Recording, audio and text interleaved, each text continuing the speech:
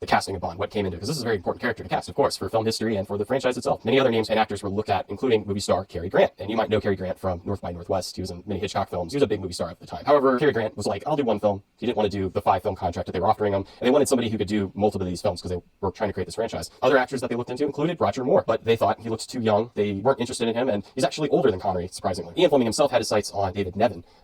David Nevin, if you know who he is, he looks more like an Alfred Butler type from Batman. He doesn't really invoke what you and I would think as James Bond. But if you look at how Ian Fleming looks, and considering Ian Fleming is writing this character as himself, I kind of see the connection. But David Nevin would come back in Casino Royale, the parody film that would come out a few years later as James Bond. And then finally, Broccoli and Saltzman decided on 32-year-old Scottish actor Sean Connery, as we all know, after a meeting with him where he was very direct and took control. Fleming, however, he wasn't a fan originally. He said he wasn't a suave as the character in the books, but eventually he warmed up to him. He even rewrote Bond in the books to compensate for Connery's Scottish heritage. If you've seen Skyfall, you know all about this. Welcome to Scotland. United Artists also originally weren't fans of Connery because Connery wasn't unknown at the time. They wanted somebody known, considering this was a new franchise. But obviously the rest is history. Connery became James Bond, and we got this amazing franchise.